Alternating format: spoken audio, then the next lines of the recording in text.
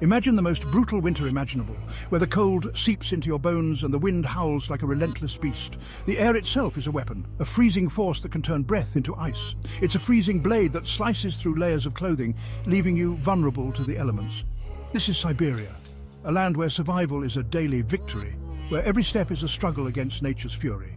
Now picture a prison built for punishment, not rehabilitation, a place designed to break the human spirit. This is Owl Prison, a place where the cold is more than weather. It's a tool of torture, a constant reminder of the harsh reality. Deep in the frozen heart of Russia, hidden amongst endless forests and snow-covered mountains, lies a prison camp unlike any other, a place of despair and desolation. Known as Owl Prison, or by its more formal name, Penal Colony No. 6, it stands as a monument to human cruelty and suffering. Here, temperatures plummet to unimaginable depths, reaching -50 degrees Celsius, testing the very limits of human endurance and willpower.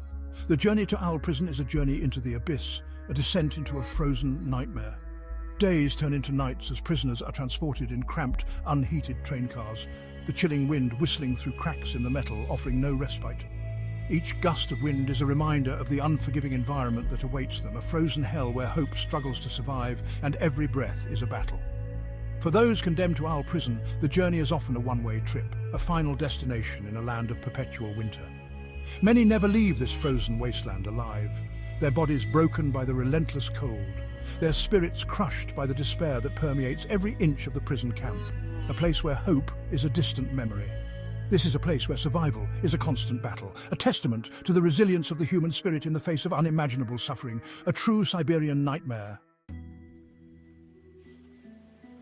Owl Prison gets its name from the ever-present silence, a silence so profound it feels almost tangible. No birds sing in this desolate place, no animals roam the barren grounds, only the wind howls through the barbed wire fences, a constant reminder of the isolation. The prison itself is a collection of crumbling concrete buildings, each one more dilapidated than the last, each one a stark reminder of the regime's brutality and neglect. Towers manned by armed guards cast long shadows across the compound, their presence a constant threat, their watchful eyes following every move of the prisoners below, ensuring no one steps out of line. Built during the Soviet era, Owl Prison was designed to break the will of even the most hardened criminals, a place where hope goes to die. The isolation of the Siberian wilderness, coupled with the psychological torture of constant surveillance, creates a living nightmare for the inmates. This creates an atmosphere of fear and despair, where every day is a struggle for survival. Escape is unthinkable. The nearest town is hundreds of miles away, and the journey through the wilderness is a frozen death trap. The surrounding wilderness a frozen death trap, ensuring that even the thought of escape is quickly extinguished. Life inside Owl Prison is governed by a strict and unforgiving routine, a routine that leaves no room for individuality or hope. Prisoners rise before dawn, their breath misting in the frigid air, a stark reminder of the cold reality they face, and are herded out into the biting cold for hours of back-breaking labor that seems endless and merciless. The work is relentless, designed to exhaust and dehumanize, stripping away any sense of self. Cutting down trees, digging ditches, and breaking rocks in sub-zero temperatures is the daily grind. And it takes a heavy toll on their bodies and minds, leaving them broken and defeated. The guards, hardened by the harsh conditions, show little mercy, their hearts as cold as the Siberian winter. They see the prisoners as less than human, their existence defined by their crimes, and treat them with utter contempt. Violence is commonplace, a brutal reminder of who holds the power in this frozen wasteland, a power that is wielded without hesitation. The threat of punishment, whether it be solitary confinement in a freezing cell where the cold seeps into their very bones, or a savage beating, hangs over the prisoners like the Siberian winter sky itself, ever-present and unforgiving. Dawn breaks over the frozen wasteland, painting the sky in hues of pink and orange, a cruel mockery of the warmth it promises but never delivers. The beauty of the sunrise is a stark contrast to the harsh reality below. Inside the barracks, prisoners stir from their sleep, their bodies huddled together for warmth, the stench of sweat and fear heavy in the air. The barracks are a place of despair, where hope is a distant memory. There is no time for pleasantries, no time for hope. Survival is the only thing that matters in this frozen hell. Each day is a battle against the elements and the oppressive regime. Breakfast, if it can be called that, is a meagre affair. A watery gruel, often frozen solid, is slopped into tin bowls, offering little sustenance against the biting cold. The food is barely enough to keep them alive.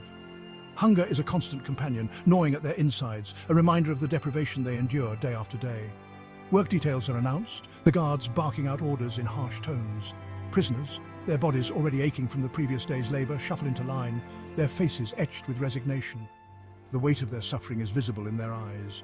The cold seeps into their bones, making every movement an act of pain. Each step is a struggle, each breath a challenge. The hours blur into an endless cycle of toil and suffering. Trees felled with numb fingers, their trunks slick with ice.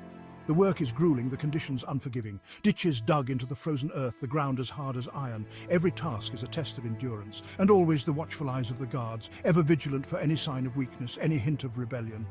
The prisoners know that any misstep could be their last. At -50 degrees Celsius, survival becomes a minute-by-minute struggle. The air itself is a weapon, each breath a painful reminder of the cold's relentless assault. Exposed skin can freeze in minutes, frostbite a constant threat.